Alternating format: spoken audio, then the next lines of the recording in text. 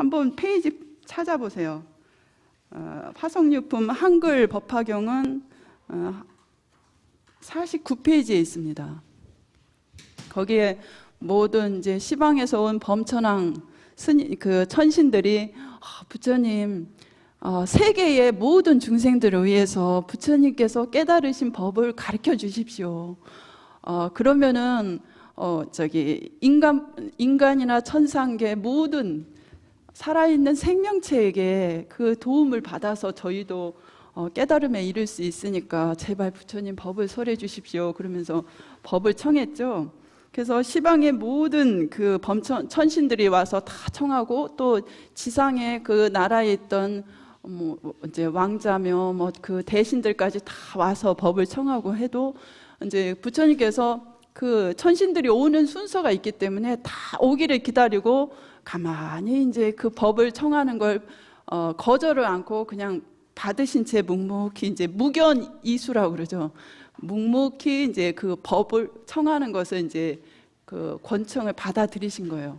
그래서 이제 시방의 천신들이 다 와서 이제 법을 설할 때가 됐다 싶을 때 이제 부처님께서 법을 설하시는데, 49페이지 하단에 보십시오. 그 한문 사경책으로는 171페이지입니다. 한문 사경책도 있죠. 그리고 다른 법화경책 가져오신 분은 화성유품 거기를 찾아보십시오. 예. 그래서 그때 대통지승 열애께서는 시방의 모든 범천왕들과 16왕자들의 그 법을 설해달라고 하는 청을 받으시어 사제의 가르침을 3차례 굴려서 12가지 수행의 법륜을 설하셨느니라 그랬죠. 사제의 가르침, 우리 불자님들 다 아시죠? 사제가 뭐죠? 예, 맞아요. 고진멸도예요. 박수 좀 쳐주세요. 예, 우리 불자님들도 아셨겠지만 이렇게 질문했을 때 딱 그냥 구구단 암산하듯이 자동으로 나올 정도 되려면 오랫동안 공부를 했기 때문에 그래요. 우리 불자님들도 그렇게 하실 수 있죠? 예, 그래요. 고진멸도. 이제 그래서 그 뜻도 좀 이렇게 스스로 남에게 설명할 수 있을 정도로 이렇게 파악을 하고 있어야 됩니다. 이제 외우는 단계에서 이해하는 단계로 깊어져야 돼요. 그래서 지금은 이제 제가 자세히 못 하는데 고제, 집제, 멸제, 도제 이렇게 나누죠. 그래서 이따가 또 나올 거예요. 근데 그것을 3차례 굴렸대요. 그래서 고진멸도 이 사성제 가르침을 처음에는 이제 맛보기로 이런 것이 고진멸도다 하고 가르쳐 주는 거예요. 그래서 이제 그거를 이제 상중하, 그런 식으로, 상중하라면 그렇고, 이제 처음에는 얕은 물의 차원에서 이렇게 이제 그 깊이가 우선 보여주는 거예요. 그래서 이런 것이 고제고, 그러니까는 현실 파악을 제대로 우선 해야 되는 안목을 길러야 되는 거예요. 우리가 살고 있는 세상에서 내가 지금 젊고 또 이제 여러 가지로 인기가 높단 말이에요. 그러면 사람들은 자기가 되게 잘나고 굉장히 이것이 바로 행복이다 하고 우쭐해질 수가 있어요. 근데 그것이 꼭 물론 즐겁긴 하지. 그렇지만 그것이 영원한 것이 아니기 때문에 이제 그 실상을 제대로 봐야지 그렇게 속지를 않거든요. 그래서 현실을 제대로 파악하라. 그것이 이제 고제의 가르침이에요. 좀 더 깊이 나가면 이따가 이제 또 나올 테니까 우선은 이렇게 하고, 그 다음에 이제 집제라는 것은 그 고통이 모여진 그 원인이 있다는 거예요. 고통이 발생된 원인. 그래서 집제거든요. 그래서 이제 고통의 인생고의 그 원인이 무엇인가까지 규명했으면, 그럼 인생고를 멸하해서 없어진 그 상태가 열반이거든요. 그것을 이제 멸제라고 한 거예요. 근데 이제 고통이 없어진 그 열반에 이르는 그 길을 가르쳐 준 것이, 실제로 실천할 수 있는 수행의 길을 제시한 것이 이 도제예요. 그래서 이제 보통 8 정도로 부처님께서 말씀하신 게, 그래서 사제와 8 정도는 아주 기본적인 모든 부처님들의 기본 가르침이에요. 우리 석가모니 부처님도 제일 먼저 녹야원에서 그 5 비구들을 위해서 법을 설하실 때 제일 먼저 설하신 것이 사성제죠. 그래서 사성제 도제에 이르러서 이 참다운 길을 제시한 것이 8 정도로 말씀하셨거든요.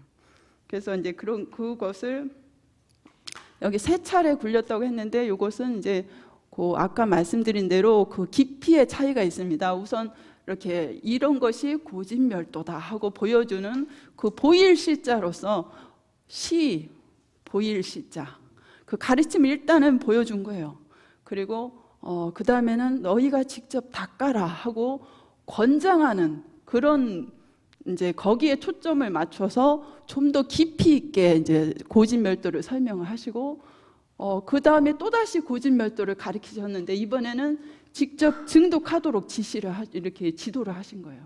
그러니까 가르침에서도 이렇게 그냥 간단히 추려서도 설명을 할 수가 있고, 그것을 구체적인 방법 제시를 하시면서 직접 수행하도록 이렇게 가르치는 방법하고 또 있잖아요. 우리가 참선을 지도할 때도 이런 것이 참선의 길이다 하고 맛보기로 다 그 전체적인 요약만 할 수도 있고, 직접 실천하도록 이렇게 가르쳐주는 그런 거랑 또 차원이 다르잖아요. 그런 식으로 고진멸도를 그 차원을 이제 얕은 차원에서 점차 깊이 있게 그 가르침을 듣는 중생들의 이제 그 공부 수준이 따라올 만큼 해서 인도를 하신 거죠. 그래서 이제 12차례로 이 고진멸도 사성제를 이제 3번씩 굴려서 12가지 수행의 법륜을 설하셨느니라, 이렇게 말씀하신 거거든요. 그래서 이제 거기 계속 보세요. 이는 사문이나 다라문, 하늘 천신, 마왕, 범천, 그리고 나머지 세간의 어떤 누구도 굴릴 수 없는 가르침이었느니라 그랬죠. 여기서 사문이란 뭐예요? 범어로는 쉬라마나, 그거를 이제, 그러니까 이게 한문으로 모래사자 문문자를 쓰지만, 이거 뜻은 하나도, 이거 한문의 뜻은 여기 중요한 게 아니에요. 그러니까 쉬라마나를 이제 중국어로 발음 나는 대로 옮긴 거예요. 근데 필요한 그 글자, 그 발음 나는 거하고 비슷한 한자를 아무거나 주워다 쓴 거예요. 그러니까 이게 왜 모래사로 썼을까 이렇게 분별할 필요는 없어요. 괜히 머리만 아프지 그건 하나 도움이 안 되는 거예요. 그래서 그 시라마나 그 인도말을 사문으로 이제 이렇게 한자로 음력을 한 건데, 그 뜻은 뭐냐면 수도한다는 뜻이에요. 그래서 사실은 인도 당시 부처님 당시에 다 그 바라몬교가 거의 휩쓸고 있었거든요. 그런데 이제 바라몬교에서는 그 사성제 계급이 뚜렷해서 이제 사성제 그 4계급 가운데 제일 높은 계급이 어느 계급이에요? 그렇죠. 바라몬 계급이죠. 그래서 바라몬 계급은 이제 그러니까는 신을 섬기는, 자기네가 섬기는 그 브라만 신을 이렇게 뭐 제사장 같은 거예요. 신에게 제사를 지내는, 그러니까는 우리 불교식으로 말하면 스님들이나 마찬가지인데, 이제 그쪽에서는 브라만을 직접 브라만께 예배를 하면서 자기네가 대신 기도를 해주고 그런 아주 제사장으로서 최고의 권위다. 그래서 어떤 왕족이나 귀족보다도 그 신과 가장 가까운 사람이, 그러니까 신본주의 사회에서는 신을 접하는 사람이 최고 권위가 있다 해서 이제 자기네가 최고 높은 계급으로 치고, 그 다음에 왕이나 귀족들, 그리고 이제 평민, 그 다음에 노예 수준이죠. 그래서 그 사실 지난번에도 제가 말씀드렸지만, 노예라는 것도 그 원래 있던 토착민을 그 철기 문명을 가진 아리안 족속들이 와서, 그 사람들은 나무나 이런 걸로만 하니까, 방패막이를 하니까 뭐 그 철 칼이나 창을 든 사람한테 다 당하지요. 그러니까는 자기네가 그 땅을 정복하고, 그래서 약한 사람들을, 너희들은 태어날 때부터 신의 발바닥에서 태어난 아주 하천한 민족이다. 그러니까 너희들은 공부는 할 필요도 없고 무조건 위에서 시키는 대로, 지시하는 대로 따르기만 하는 미천한 존재다. 이렇게 해서 뭐 아예 그냥 막 자기네 노예로 부려먹은 거예요. 그래가지고 이제 세뇌를 시킨 거죠, 한마디로. 그러니까 그것이 이제 바람은, 자기네가 높은 귀족이라는 것이 고상하고 정말 어떤 사람 남들을 위해서 고귀한 행동을 하거나 그런 걸로 해서 신분이 높은 게 아니라, 그냥 타고날 때부터 나는 높은 사람이고, 또 너희는 하천한 일을 해서 쌍스러운 일을 해가지고선 너희가 쌍스러운 사람이 아니라 태어날 때부터 쌍놈이다 해가지고 뭐 우리나라의 그 조선시대 신분제도랑 비슷한 거예요. 근데 이제 바라문교에서 이 신분 계급 이거는 막 더 철두철미해서 굉장히 아주 막 인간의 그 인권을 완전히 억압하는 사회였어요. 그 당시에 근데 이제 바라문교가 극성을 하면서 정말로 계급 그게 너무나 강하니까 정말 바르게 생각하는 사람들은 이건 너무 불합리하다. 그러니까 사람이 태어날 때부터 악한 사람이 어디 있어요. 근데 그 천민들은 태어날 때부터 악한 종자라 이거예요. 악한 종자, 저기 착한 종자 따로 있는 게 아닌데 이제 자기네가 이제 이런 걸 보고 지배 이데올로기라고 하는 거죠. 그러니까 지배를 당하는 사람들한테 그 사람들이 반항을 못하도록 완전히 세뇌시켜서 군림하기 위해서 이제 만들어낸 제도, 이게 사회 제도적인 악법인데 그것을 이제 지배 잘하기 위한 수단으로 이렇게 이용을 한 거예요. 정치적인 수단으로. 그런데 이제 거기에 반항을 해서 그 바라문교 이것은 옳지 않다 하고서는 반항을 해서 새로운 사상을 추구한 출가 집단들이 있었거든요. 그분들을 다 총체적으로 사문이라고 불렀어요. 그러니까는 이제 석가모니 부처님이나 이제 고 부처님 제자들만 사문이라고 한 게 아니라 바라문교의 그 불합리한 그런 제도가 잘못됐다 해서 새로운 어떤 사상을 추구한 모든 출가자들을 다 사문이라고 부른 거예요. 근데 이제 좁게는 불교 수행자들을 사문이라고 한 거죠. 그러니까 사문이란 것이 이제 그런 뜻이고요.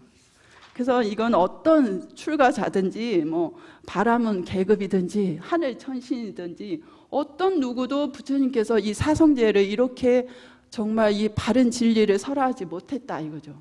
그래서 이제 그 사제의 가르침이 뭐냐면 그 설명이 조금 나오죠. 이것은 괴로움이요. 그게 바로 고제죠. 그래서 인생에 이제 4가지 커다란 고통이 있어요. 누구나 다 겪어요. 살아있는 모든 존재는.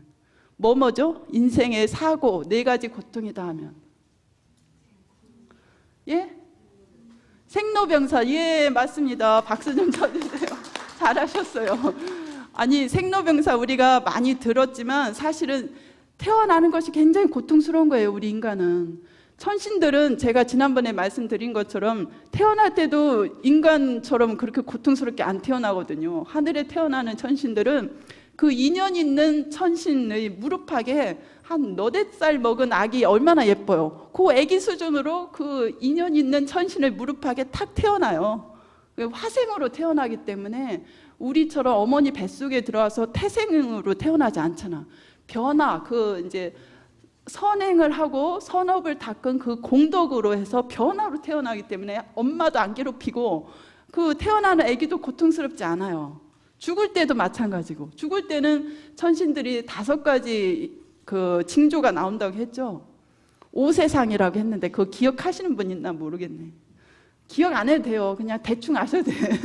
그 이제 천신들, 우리 사람은 죽을 때 왜 이도 빠지고 주름살 많이 지고 병이 들고 막 다리 한자 옮기기도 힘들어지고 막 그렇게 여러 가지 노쇠한 현상들이 나타나잖아요. 근데 천신들은 그런 게 없다고 그랬죠. 근데 5가지 증상은 나타나요.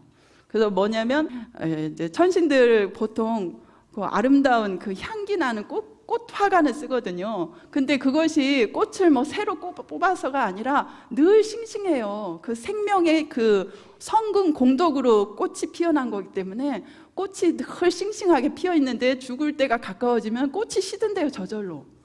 근데 이제 지혜로운 사람은 꽃이 시들면 내가 곧 떠날 때가 다 되었구나. 그럼 빨리 공덕을 더 많이 지어야지. 이런 생각을 하는데 왜 인간들도 그러잖아요. 나이가 들어서 내가 이제 70, 80이 넘어서 이렇게 힘이 없고 하는 거 보면 내가 이제 곧 떠날 때가 됐나 보다. 내가 조금이라도 떠나기 전에 공덕을 많이 짓고 내가 할 수 있는 한 공부도 열심히 해야 되겠다. 이런 생각을 낼 텐데 안 그런 사람도 있거든요. 성근이 없는 사람은 어떻게든 살아남으려고 어떻게 하면 불로초를 최고 명약을 구해서 내 목숨을 연명할까, 어떤 사람보다도 내가 더 제일 고급을 먼저 향유하려고 하고 죽기 전에 뭐 어디도 구경해야 되고 뭐 오만대 할 것만 하고 그래서 살아남기 위해서 스스로를 치장하고 막 하는데 더 발버둥 칠 수도 있는데 천신들도 마찬가지예요. 이제 천신으로 태어났어도 지혜가 있고 복이 있는 천신은 죽음이 가까우면 더 공덕을 지으려고 하고 부처님이나 거기 재석천왕은 이제 늘 법문을 하는데 또 다른 더 높은 천신이 법문할 때 하면은 거기 가서 얼른 법문 하나라도 더 듣고 내 지혜를 향상시키면 더 높은 하늘 세계로 올라갈 수가 있거든요. 그 처소에서는 떠나더라도 그러면은 자기가 이익인데 그러지 못하고 아이고 뭐 꽃이 시드는가 보지 뭐 나는 여기 너무 즐거운데 그리고 너무나 즐겁거든요. 그 천상 세계는 괴로움이 없어요 대부분이. 그런데도 이제 그 천상계도 그 막 질투나 이 여러 모여 있으니까 그 복이 있어서 천상계에 태어났어도 어긋장 부리고 막 심술 부리는 사람도 있대요. 그래서 말썽 피우는 사람도 그 욕계천은 이제 욕심의 뿌리가 남아있는 하늘이잖아요. 그런데 복을 많이 지어서 지혜는 좀 부족해도 복을 많이 지어서 태어나는 하늘이 욕계천이거든요. 근데 욕계천보다 높은 하늘이 색계천이죠. 색계천은 욕심은 떠난대요. 그랬는데도 색계 초선천, 이선천, 사선천까지 있는데 그 초선천에 정도 태어난 신들 가운데는 그러니까 살아생전에 그 버릇이라는 게 있어요. 조금 남 잘 되는 거 괜히 심술 내고 싶어 하는 그런 것이 습관이 되면 그 심보가 아직 남아있는 거예요. 그래서 욕심은 없었어도 그 버르장머리가 완전히 고쳐지지 않아서 조금 어긋장을 부리고 이렇게 평화롭게 지내는 다른 천신들 공부하는 걸 방해놓고 막 이렇게 하는 천신도 있대요. 그러면 그런 천신들은 어떻게 대처를 하냐면 뭐 벌을 주고 따로 그런 게 안 해. 거기 천신들은 아주 고급스럽게 자기 일에 충실하고 자기 공부하고 즐기는 거에 충실하지 터치를 안 한대요. 그걸 이제 묵빈 대처라고 합니다. 그래서 이제 승가에서도 스님들 세계에서도 세속의 그 한계를 느끼고 세속에서 아무리 행복을 추구해봤자 다 이 세속에서 추구하는 그 삶의 그 가치가 한정이 있기 때문에 가장 지고한 행복을 위해서 사실은 출가한 거잖아요. 그랬는데도 그 마음에 이제 스님들도 천차만별이죠. 이제 그 개성이 다 다르고 또 사람마다 다 인연이 다르기 때문에 마음속에 아직도 그 어떤 세속의 물질적인 욕망이 남아 있을 수도 있어요. 저도 아직도 그런데요, 뭐. 그리고 여러 층이 있죠. 저는 이제 공부를 못해서 아직도 그런 게 있는데, 그런데 이제 그래서 성질머리도 이렇게 수행을 하면서 점차 자비심이 향상돼서 좀 더 남에게 친절하고 자기 허물을 먼저 반성하고 이렇게 하다 보면 수행이 깊어져서 자비심은 자꾸 늘어나야 되는데 이 세월이 지날수록 자비심은 증장 안 되고 이제 내가 이만큼 이제 법납이 스님 된 지가 30년이 넘었는데 내가 대우를 받아야지 이런 식으로 해서 이렇게 아상만 더 높아질 수도 있거든요. 저도 막 많이 그랬는데 이제 법화경 공부하면서 많이 참여를 하고 그랬습니다. 근데 아직도 멀었지만 그런 이제 그러니까 스님들도 여러 부류가 있는데 그렇게 이제 가끔 어긋장 부리고 그렇게 자기 성질만 내고 하는 스님들이 있을 때는 어떻게 첫 대처를 해야 됩니까? 하고 안한존자가 부처님 열반하실 때 이제 질문한 그 여러 그 세 가지인가 주요한 질문을 했는데 그 중에 하나예요. 그래서 부처님께서 뭐라고 하셨게요? 답을 뭐라고 하셨을 것 같아요? 스님들이 그렇게 이제 어긋장 부리고 막 그런 스님들한테 어떻게 처벌을 해야 됩니까? 하니까 부처님께서 색계천의 천신들이 그런 천신이 있을 때 하는 방법대로 묵빈대처하라고 그랬어요. 그래서 괜히 막 스님 그렇게 하면 안 돼 하고 자꾸 탓을 해봤자 나도 같이 수행이 이제 내가 월등히 높아서 그 스님을 이끌만 하면 그렇게 충고를 해서 그 스님을 인도를 할 수가 있지만, 그렇지 않은 바에는 괜히 하다 보면 같이 말려요. 그렇기 때문에 그럴 때는 그냥 각자 수행에 전념하지, 그거 가지고 너무 시비하지 말고 대꾸를 하지 말라는 거지, 한마디로. 그렇다고 왕따 시키라는 건 아닌데 거기에 자꾸 시시비비를 하지 말라는 거예요. 근데 그것이 사실은 우리 사회생활에도 참 필요할 것 같아요. 근데 이거 이제 너무 아주 중요한 게 아닌데 자꾸 옆으로 샜어요. 하여간 그래서 인생의 괴로움이 생로병사, 이게 다 괴롭죠. 거기에다가 또 네 가지가 더해 있어요. 보통은 다. 먼저 원증해고, 그 다음에 그러니까 미운 사람하고 안 만나고 싶은데 자꾸 마주쳐, 우연히. 그 인연이 있으면 마주치는 거예요. 그리고 두 번째는 애별리고, 맞아요. 원수는 안 만났으면 좋겠는데 자꾸 마주치고, 사랑하는 사람이 있어서 같이 있고 싶은데 그 인연이 떨어져야만 되는 그런 그 애별리고라고 그러죠. 그래서 막 사랑하는데 애틋하게 떨어져 있어야 하는 것도 괴로움이죠. 애별리고. 그 다음에 구부듣고, 내가 원하는 것이 있는데 그것이 이제 꼭 물질만 아니고 사람도 마찬가지예요. 내가 저 사람을 내 편으로 하고 싶은데 내 아내나 내 남편으로 두고 싶은데 그게 안 돼. 그래서 자기가 또 저 직책에 내가 오르고 싶은데 안 돼. 어떤 지위나 사람이나 어떤 물건에 대해서나 내가 원하는데 안 되는 거예요. 그것도 괴로운 거죠.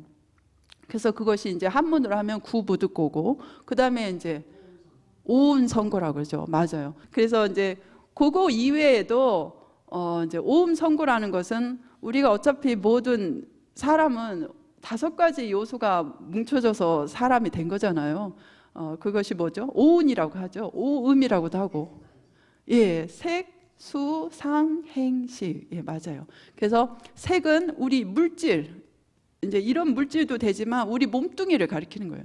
그리고 수상행식은 우리의 감정이나 어떤 영상, 생각, 이런 의식의 파장들, 이런 것들 다 정신 분별 작용, 이런 것이 다 이제 수상행식에 들어가는 거죠. 그러니까는 물질과 정신의 합이 오운인 거예요. 그래서 이제 그 오운으로 이루어진 모든 생명체는 오운이 흩어질 때 고통을 겪고요. 또 오운을 유지해 나가기 위해서도 엄청난 고통을 겪어요. 우리가 매일같이 운동을 해서 이제 겨우겨우 생명을 유지를 하고, 음식물을 섭취해서 유지도 하고, 호흡을 통해서 이 생명을 유지하도록 하는 것이지만 이것이 다 오운을 유지하기 위해서 그런 거거든요. 거기에 따르는 그 생존하기 위한 그 고통 자체가 있는 거예요. 그래서 이 인생에 피할 수 없는, 이건 누구나 다 겪습니다. 이거는 뭐 아무리 높은 지위에 오른다 해고 그 천하를 다 금으로 덮는다 해도 이 인생의 8가지 고통을 피할 수가 없어요. 그래서 이제 그 고통의 정체를 알았으면, 고통의 원인을까지 알아야 제대로 그 정체 파악이 되는 거죠. 그래서 괴로움의 원인이 무엇인가? 이게 아까 말씀드린 대로 집재입니다. 그래서 괴로움의 원인은 한마디로 뭐라고 했어요? 부처님께서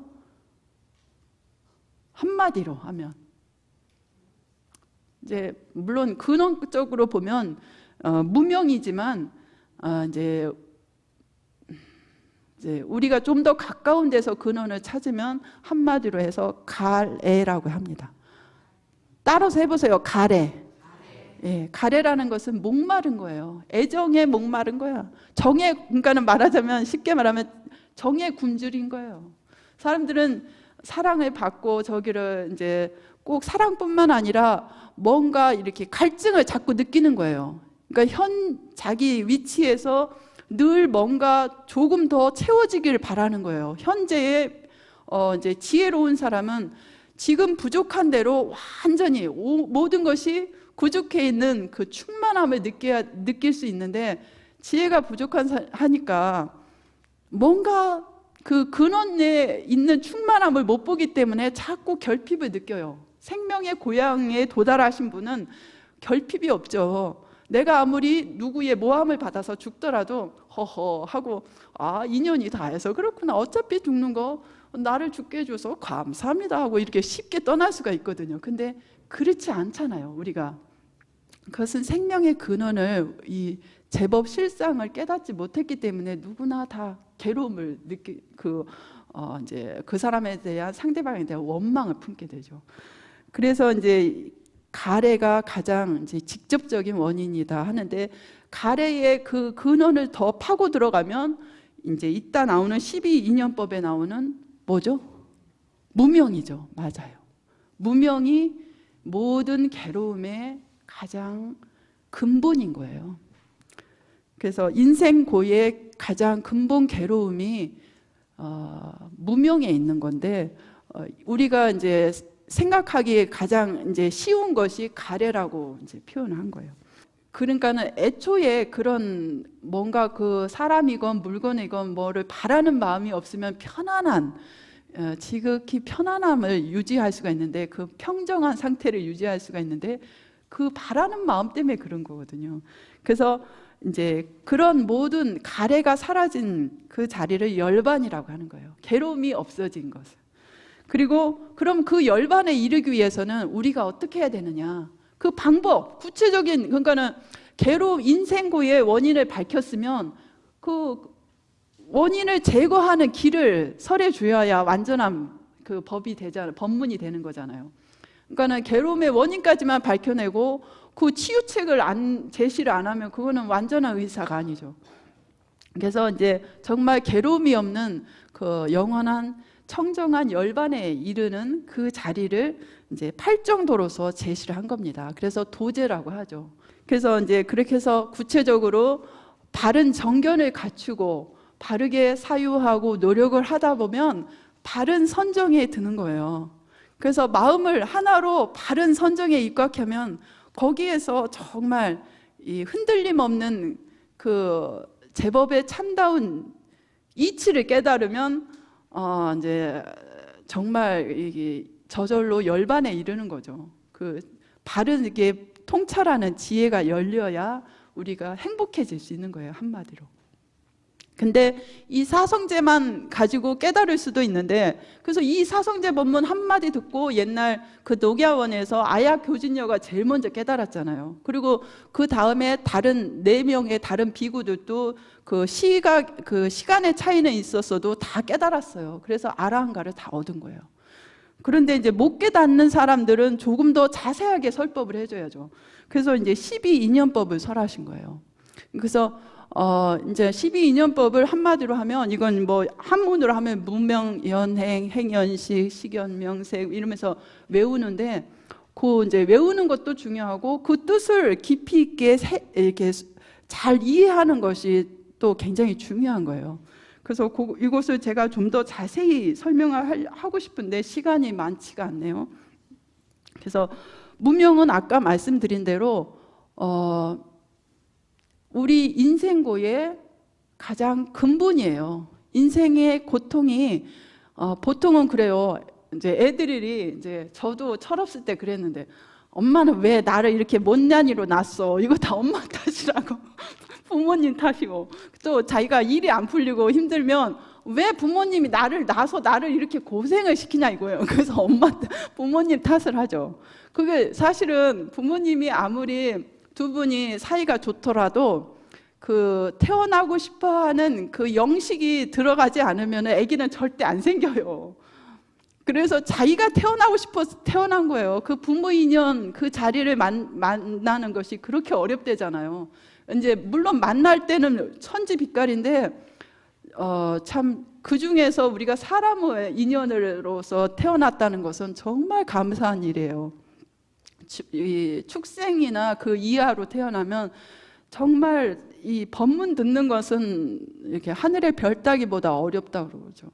왜냐하면 사람들도 마찬가지잖아요.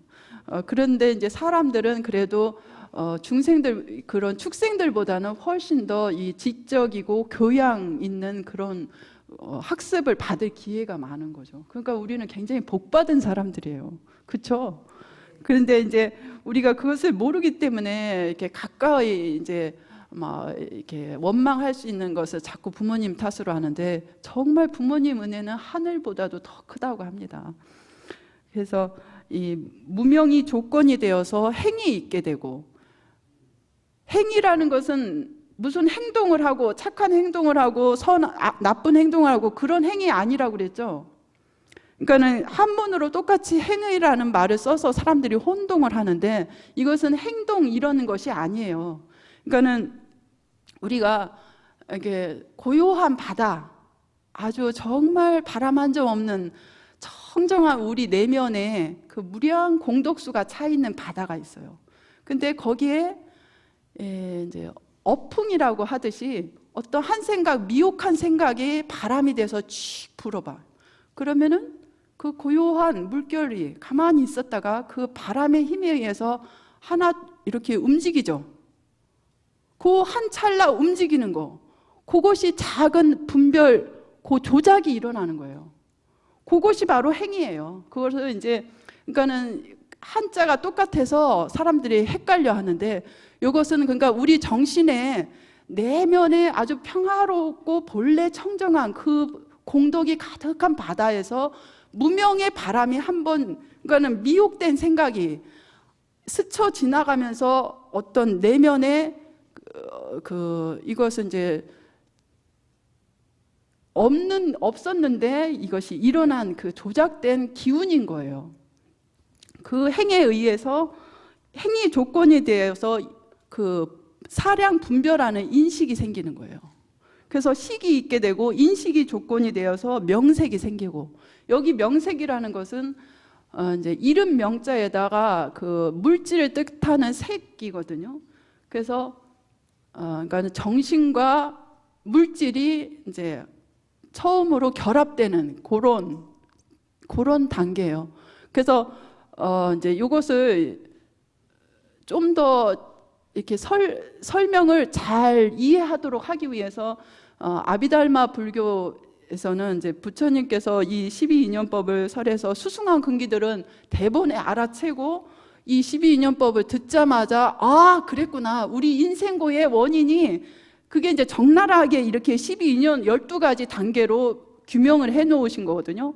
거기에서 뛰어난 존재들은 바로 원래 인생의 고통은 있던 것이 아니었는데 한 생각, 잘못된 생각으로 해서 그것이 파장이 되어서 여러 가지 고통이 무수한 생 동안 반복되면서 내가 이렇게 고통을 겪어왔구나, 근데 그런 것이 원래 있었던 것이 아니었구나 하고 바로 알아차리거든요. 그러면 이제 그 자리에서 바로 아라한가나 그 영각승, 벽지불승을 이룰 수 있는 거예요. 근데 보통은 그렇게 깨닫는 사람이 참 요즘엔 더 드물죠. 아무래도 이제 이제 부처님 당시에 있었던 그 성근이 깊은 그런 분들보다는 우리가 조금 업장이 좀 더, 아마 그래서 지혜가 가려져서 모르지만, 그래도 우리의 불성 자체는 그 당시 스님들하고 전혀 다른 게 아니에요. 그렇기 때문에 우리도 깊이 있게 사유를 하면 깨달을 수가 있는 거예요. 그래서 인생의 고통의 원인이 사실은 원래 있었던 것은 아닌데 한 생각, 잘못된 분별, 이것이 이제 무명으로 표현한 거죠. 없을 무자에다 밝을 명자거든요. 그러니까 지혜를 보통 광명이라고 그러잖아요. 그러니까 바르게 보는 안목이 없으니까 뭔가 나라는 존재가 따로 있지 않겠나 하는 그런 망상 하나가, 그게 이제 무명이나 마찬가지인 거예요. 그러므로 해서 어떤 조작의 기운이 나오고, 그러면서 이제 이 물질이 형성이 되고 그것을 나라고 착각을 하는 거예요. 그래서 아비달마 불교에서는 이제 좀 더 부처님 말씀을, 이것을 이해를 잘 못하는 사람들을 위해서 그러니까는 우리가 한 가지 핵심을 바로 일러주면 그 자리에서 깨달으면 좋은데, 못 알아듣는 사람을 위해서 설명을 하다 보면 또 격가지로 새는 수가 있어요. 설명이 지나치게 세밀해지다 보면 그 본 주제를 까먹고 더 다른 데 이렇게 새길로 새는 수가 있거든요. 근데 이제 이것을 좀 더 이해하게 시키려고 이제 태생학적 연기법으로 해서 이런 것을, 이제 그 아기가 엄마 뱃속에 처음부터 있었던 건 아니잖아요. 그 인연이 돼서 이제 처음에 아기가 들어설 때 그것을 이제 시기로 하는 거예요.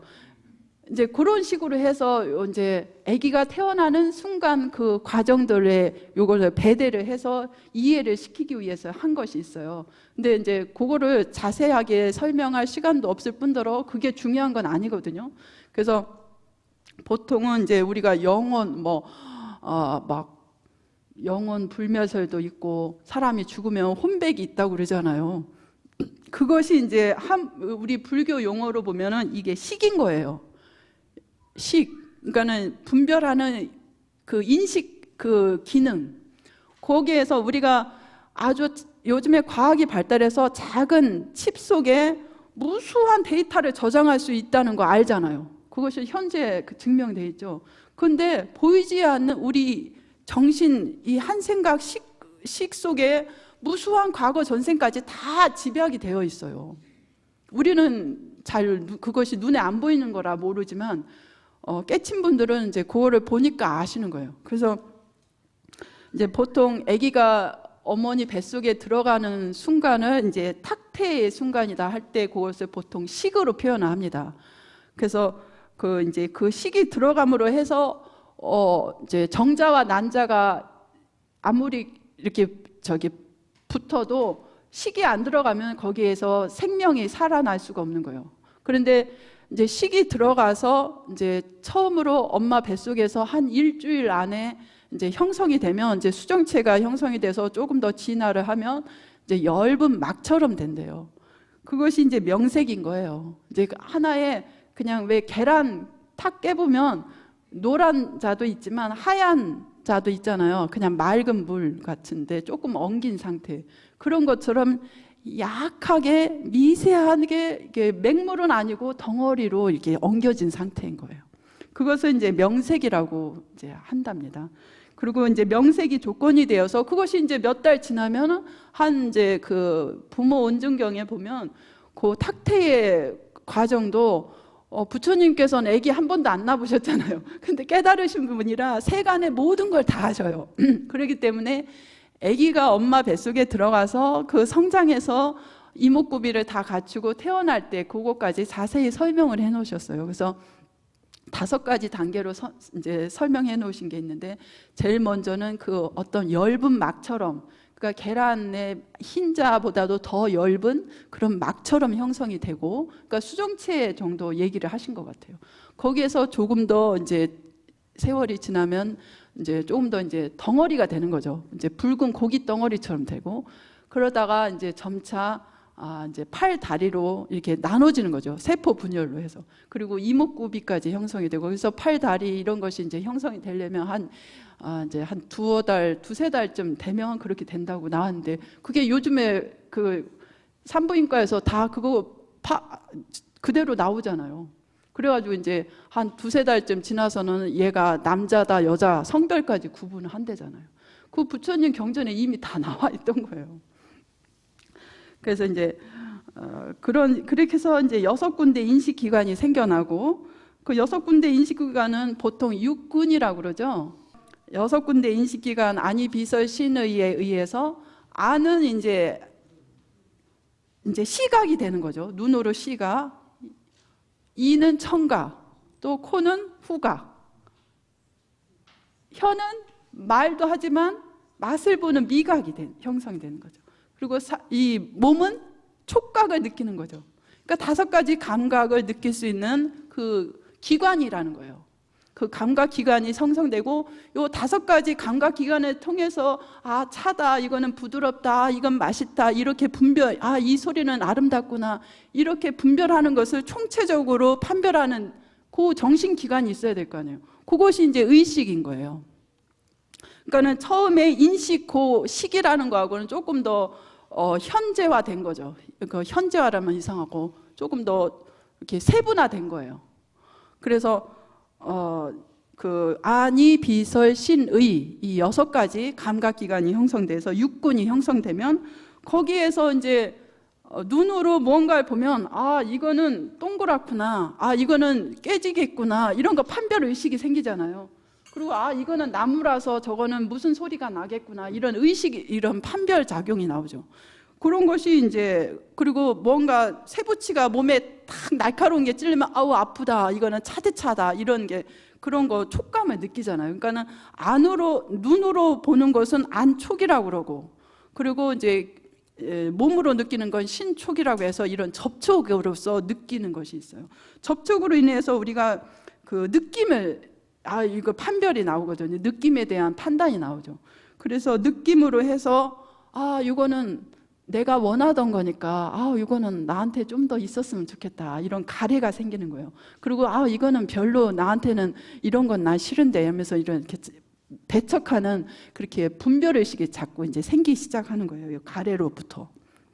그래서 이제 먼 그 인생고에 아주 정말 그 근원을 찾으면은 무명에 있지만, 우리가 현실에서 느끼는 직접적인 그 고통에 가장 가까운 근원을 보면 이 가래에서 나온다는 거죠. 가래로 인해서 나한테 이로우면 취하려고 자꾸 욕심을 내고, 또 나한테 조금이라도 해롭거나 내가 싫어하는 거면 막 버리려고 막 이런 거부 반응이 자꾸 일어나는 거예요. 그런 데서 이제 분별하고 이게 선택하는 그런 것이 있음으로써 괴로움이 생기는 거죠. 그래서 가래가 조건이 되어서 이제 좋으면 이제 더 취하려는 집착이 나오고, 싫으면 버리려는 집착이 나오는 거예요. 그래서 집착이 조건이 돼서 이제 이것을 한문으로 유라고, 있을 유자로 하는데 생존에 대한 본능이 나오는 거예요. 그래서 그냥 있음이 생긴다 하면은 이제 이상하잖아요. 뭐가 있다는 거예요. 그래서 이제 그 나라는 것이 따로 존재하고자 하는 어떤 생존에 대한 본능, 욕구가 이제 생기는 거예요. 그래서 그 생존에 대한 본능이 조건이 되어서 태어나는 거예요. 그래서 태어남이 조건이 되어서 늙고 죽음으로 인한 근심과 슬픔 등 갖가지 고통들이 생겨나게 되는 거죠. 이것을 이제 인생의 유전문이라고 합니다. 그러니까 인생 고통이 이제 발생하게 된 그 이제 순차적인 과정을 이렇게 부처님께서 12인연법으로 밝히신 거예요. 그러면 만약에 우리가 인생의 고통을 해결하기 위해서는 어떻게 해야 되겠어요? 여기 내가 살아서 이렇게 고통을 받고, 이렇게 멸시를 당하고, 이렇게 모욕을 당하니까 내가 죽으면 그만이다. 그거 맞아요? 왜 안 맞아요? 여기에서 태어남이 조건이 되어서 갖가지 고통들이 생겨난 거예요. 그러니까 태어남만 없으면 고통을 안 받겠죠. 그런데 태어남은 우리가 태어나기 이전에 생존에 대한 본능이 있어서 태어난 거거든요. 그러니까는 진짜 고통을 없애기 위해서는 태어나는 거 이전에 그 생존에 대한 욕구를 없애야 되는데, 그 정신적인 욕구를 내가 스스로 없앨 수 있어야 되는 거예요. 근데 그 욕구는 어디에서 나오냐면, 어디에서 나와요? 그 생존에 대한 본능은 어디에서 나와요? 집착에서 나오는 거죠. 그럼 집착을 없애야 진짜 고통을 없애는 거예요. 그럼 집착은 어디에서 나와요? 집착은 가래에서, 뭔가 바라는 마음에서 생기는 거거든요. 그러니까 진짜 고통을 없애려면 집착도 끊어야지만 집착 이전에 뭔가 바라는 욕구를 없애야 되는 거죠. 그러면 바라는 욕구를 없애려면 어떻게 해야 돼요? 느낌. 이거는 좋다, 나쁘다. 이거는 예쁘다, 밉다. 이렇게 그런 감각. 그러면 그런 느낌을 없애려면 접촉이 없어져야 되고, 접촉을 없애려면 그 육군이 없어야 되는 거죠. 그럼 육군만 내 눈을 도려내고, 귀를 없애고, 코를 잘라내고, 혓바닥 해고, 몸뚱이를 없앤다고 해서 이 육군이 없어지나요? 육군이 생겨나게 된 배경이 뭐예요? 명색이죠. 그럼 명색을 없애려면 어떻게 해야 돼요?